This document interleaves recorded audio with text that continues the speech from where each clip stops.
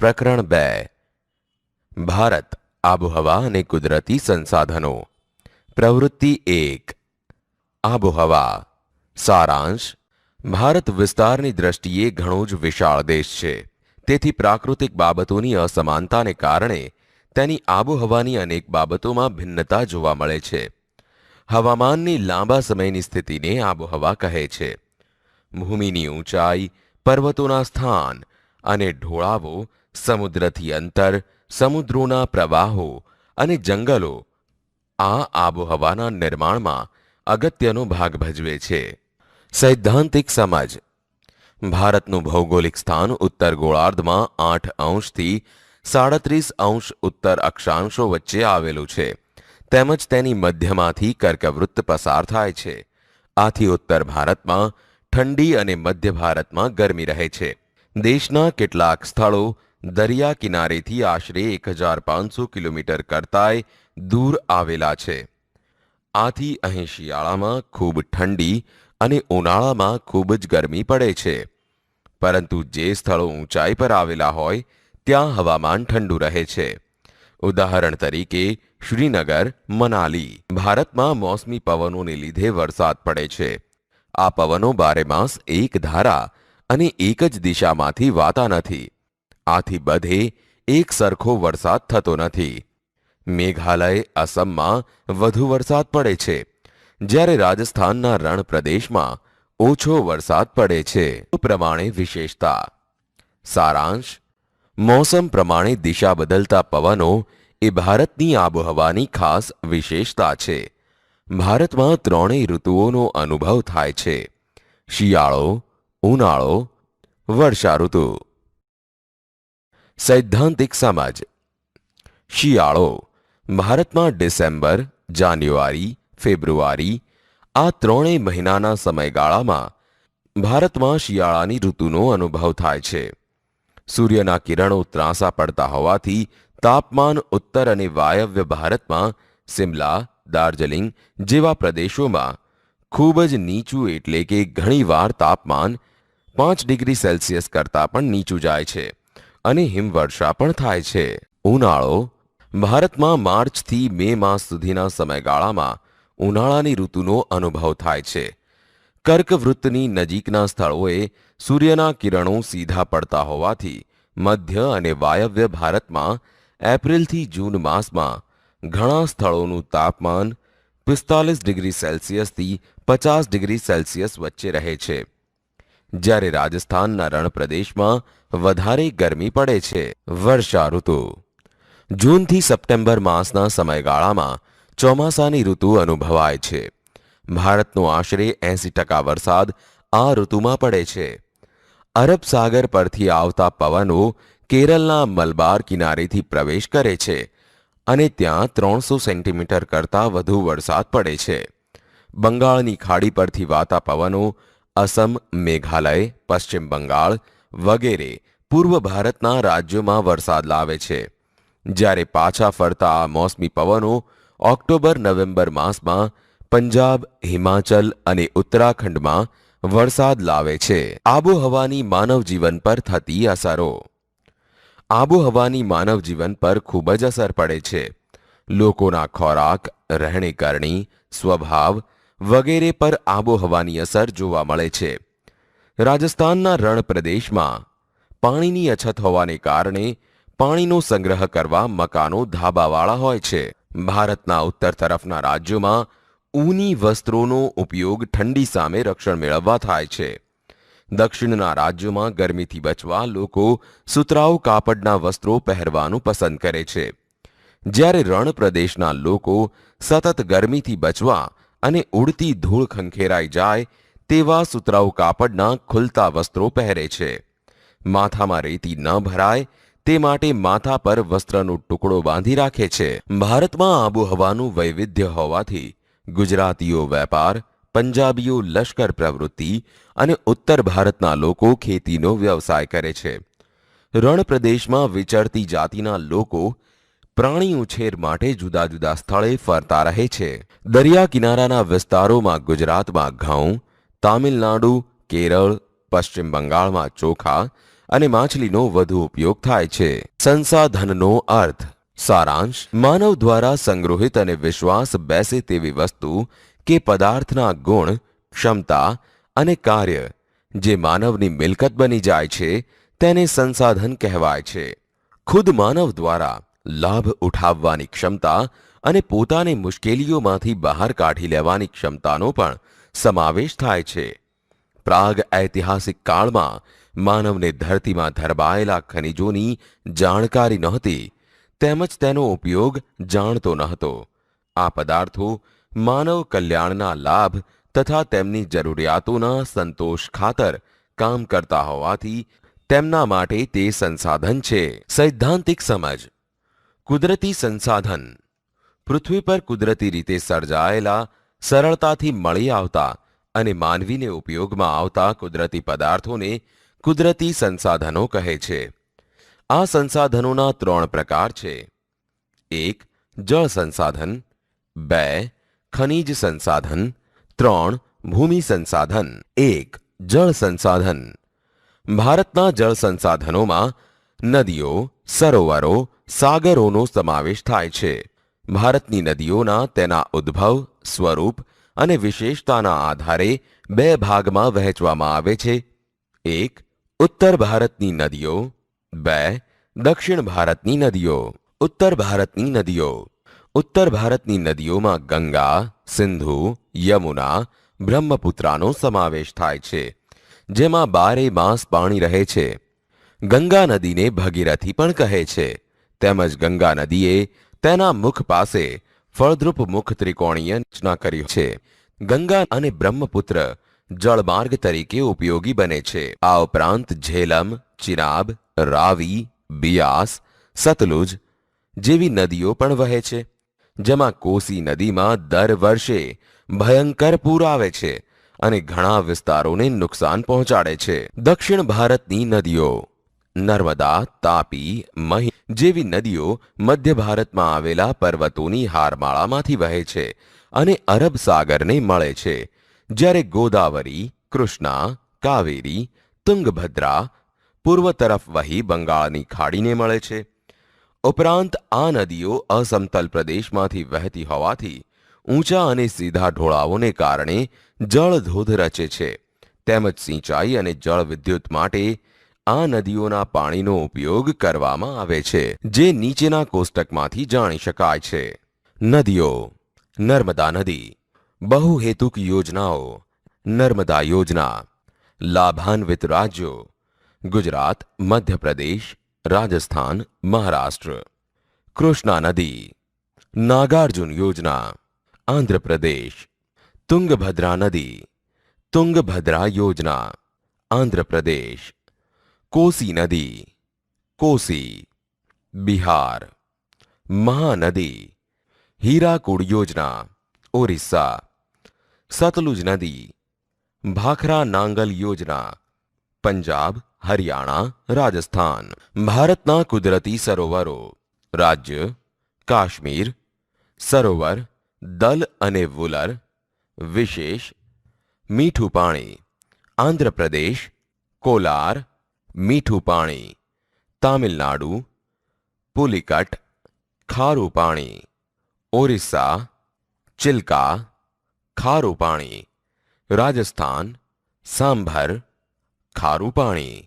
ગુજરાત: નળ સરોવર, અંશતઃ ખારું પાણી. ભારતના કૃત્રિમ સરોવરો. રાજ્ય: હિમાચલ પ્રદેશ. નદી: સતલુજ. સરોવરો: ગોવિંદ સાગર. આંધ્રપ્રદેશ: કૃષ્ણા, નાગાર્જુન સાગર. આંધ્રપ્રદેશ: માંજરા, નિઝામ સાગર. ગુજરાત: નર્મદા, સરદાર સરોવર. મધ્યપ્રદેશ: ચંબલ, ગાંધી સાગર. નર્મદા યોજનામાં મુખ્ય નહેર ક્ષમતાની દ્રષ્ટિએ વિશ્વની સૌથી લાંબી નહેર 66,000 કિલોમીટર છે. નર્મદા યોજનાથી ગુજરાતના 8,215 ગામડા અને 135 શહેરો, નગરોને પીવાનું પાણી મળશે. નર્મદા યોજનાથી ગુજરાતના 14 જિલ્લાના 75 તાલુકાના 3,360 ગામડાઓને સિંચાઈનો લાભ મળશે. ખનિજ સંસાધનો. સારાંશ: જૈવિક અને અજૈવિક પદાર્થો ગરમી અને દબાણને લીધે પરિવર્તન પામીને ચોક્કસ રાસાયણિક બંધારણ ધરાવે છે, જેને ખનિજ કહે છે. પૃથ્વીના આંતરિક ક્ષેત્રોમાંથી ખનિજો શુદ્ધ સ્વરૂપે મળતા નથી. તેમાં અશુદ્ધિઓ હોય છે, તેથી તેને અયસ્ક કહે છે. દાખલા તરીકે લોહ અયસ્ક. અયસ્કનું શુદ્ધિકરણ કર્યા પછી જ વિવિધ ખનિજો શુદ્ધ સ્વરૂપે મળે છે. આ સંસાધનો રાષ્ટ્રીય અર્થતંત્રની કરોડરજ્જુ હોવાથી લોકોની આર્થિક શક્તિ અને સમૃદ્ધિનો આધારસ્તંભ છે. સૈદ્ધાંતિક સમજ. ખનિજોના 3 પ્રકાર છે. 1. ધાતુમય ખનિજો: લોહ અયસ્ક, તાંબુ, સોનું, જસત, કલાઈ, નિકલ, પારો, પ્લેટિનમ વગેરે. 2. અધાતુમય ખનિજો: હીરા, માણેક, ચૂનાનો પથ્થર, ચિનાઈ માટી, ડોલોમાઇટ, બોક્સાઇટ, ફ્લોરસ્પાર, ચિરોડી, અકીક, calcite, silica, graphite, potash, phosphate વગેરે. 3. સંચાલન શક્તિની ખનિજો: કોલસો, કુદરતી વાયુ, ખનિજ તેલ, યુરેનિયમ, થોરિયમ, રેડિયમ વગેરે. ખનિજોના પ્રાપ્તિ સ્થાનો. 1. ખનિજોના નામ. કોલસો. ખનિજો મળી આવતા રાજ્યો: ઝારખંડ, છત્તીસગઢ, ગોવા, આંધ્રપ્રદેશ, ઓરિસ્સા, તામિલનાડુ, કર્ણાટક, બિહાર, મધ્યપ્રદેશ, મહારાષ્ટ્ર, ગુજરાત. 2. મેંગેનીઝ. આંધ્રપ્રદેશ, ગોવા, ગુજરાત, રાજસ્થાન, ઝારખંડ, ઓરિસ્સા, તામિલનાડુ, કર્ણાટક, પશ્ચિમ બંગાળ, મહારાષ્ટ્ર. 3. તાંબુ. આંધ્રપ્રદેશ, ગુજરાત, કર્ણાટક, પશ્ચિમ બંગાળ, મહારાષ્ટ્ર, સિક્કિમ, મેઘાલય. 4. બોક્સાઇટ. ઓરિસ્સા, આંધ્રપ્રદેશ, છત્તીસગઢ, ગુજરાત, ઝારખંડ, મહારાષ્ટ્ર. 5. અબરખ. આંધ્રપ્રદેશ, ઝારખંડ, બિહાર, રાજસ્થાન. 6. સીસુ. રાજસ્થાન, આંધ્રપ્રદેશ, તામિલનાડુ, ગુજરાત. 7. ચૂનાનો પથ્થર.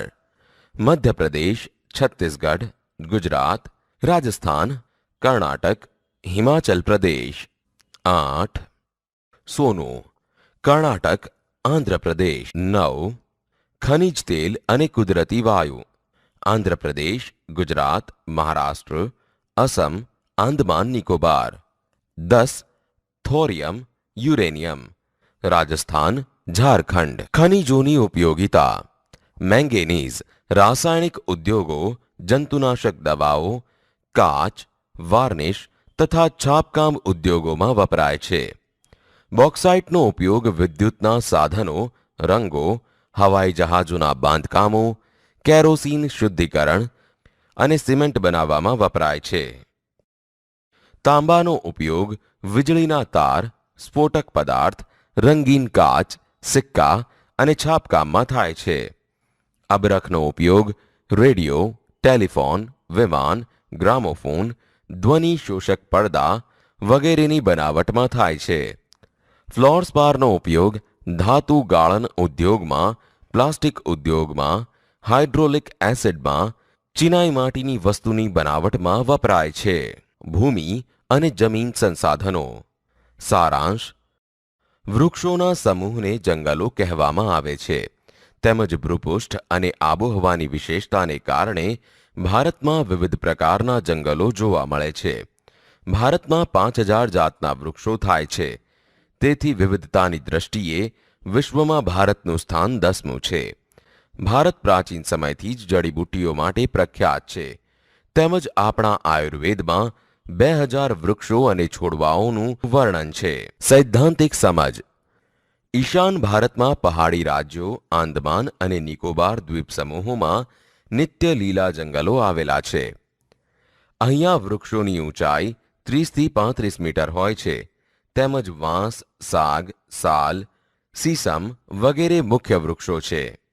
વિંધ્ય અને સાપુતારા પર્વતો, હિમાલયના કેટલાક ઢોળાવો, પૂર્વ ઘાટ અને પશ્ચિમ ઘાટ, હારમાળાઓના ઢોળાવો પર ખરાઉ જંગલો વિકસ્યા છે, જેમાં મુખ્ય વૃક્ષોમાં સાગ, સાલ, મહુડો, વડ, પીપળો છે. સમુદ્ર કિનારે જ્યાં નદીઓના મુખ ત્રિકોણ પ્રદેશમાં ભરતીના પાણી ભરાઈ જાય છે, ત્યાં ભરતીના જંગલો આવે છે, જેમાં ગંગાના મુખ ત્રિકોણમાં બનેલું જંગલ સુંદરવન તરીકે જાણીતું છે.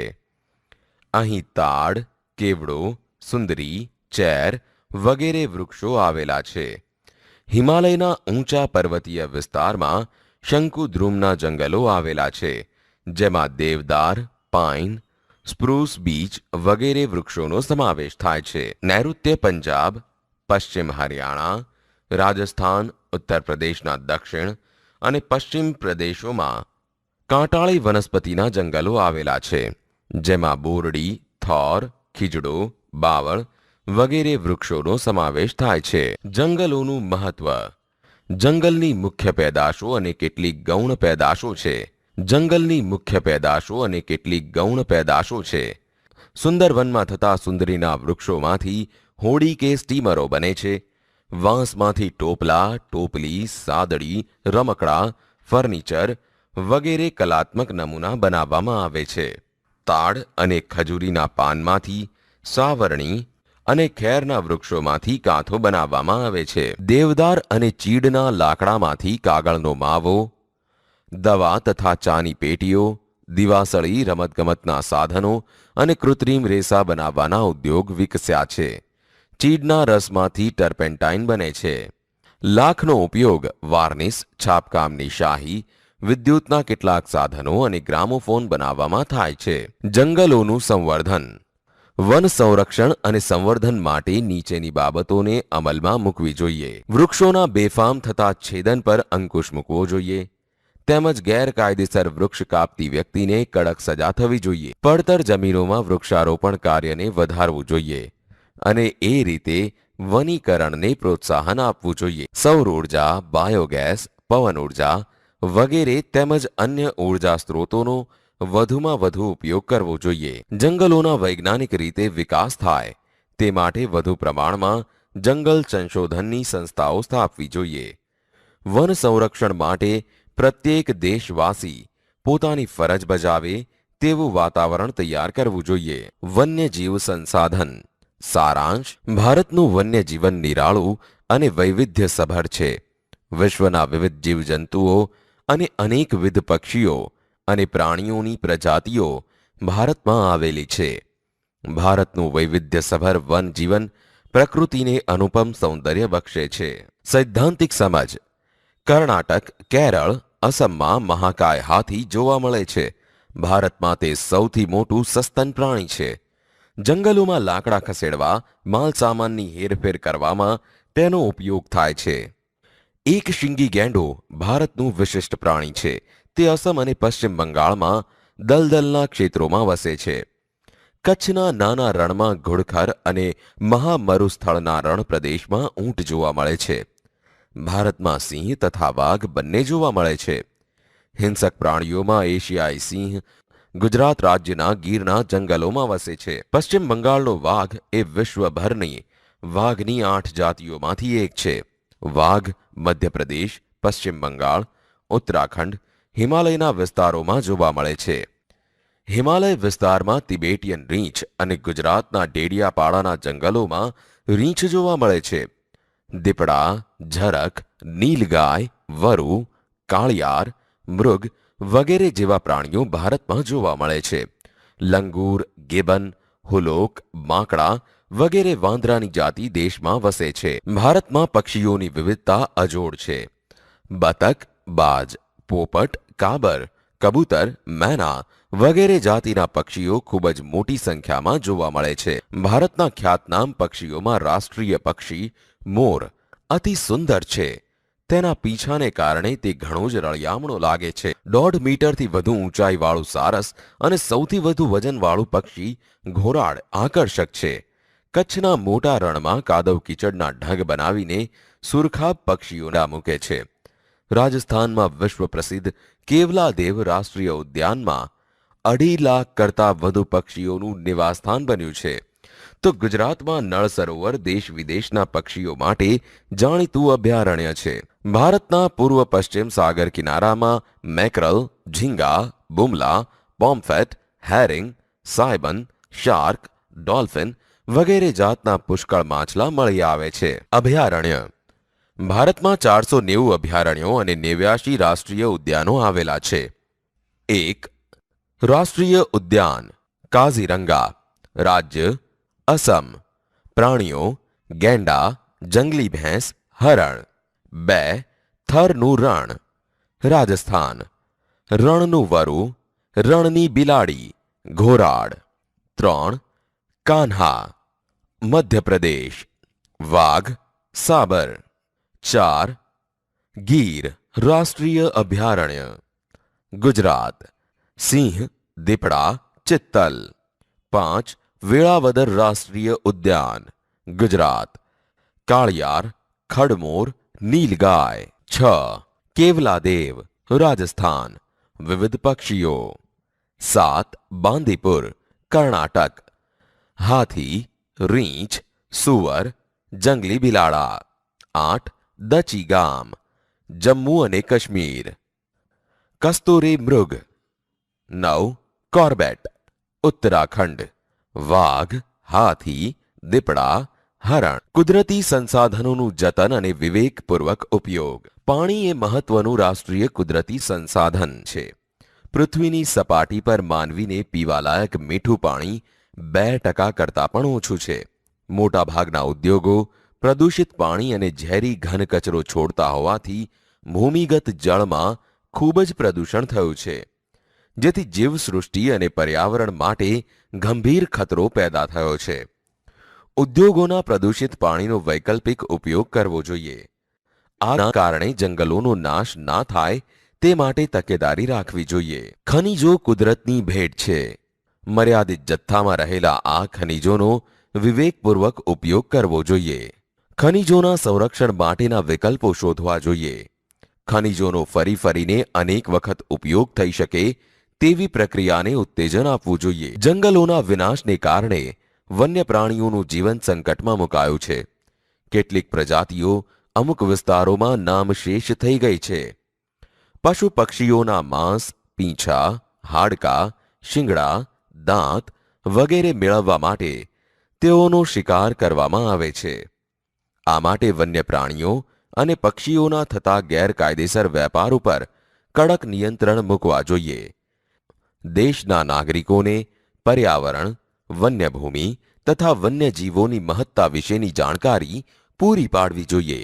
અભયારણ્યો અને રાષ્ટ્રીય ઉદ્યાનોનો વધુ વિકાસ કરવો જોઈએ. પ્રકૃતિ શિક્ષણ શિબિરો દ્વારા વન્યજીવો વિશે નાગરિકોમાં સભાનતા કેળવાય તેવા પ્રયત્નો કરવા જોઈએ. વિદ્યાર્થી મિત્રો, આ પ્રકરણ અહીં સમાપ્ત થાય છે.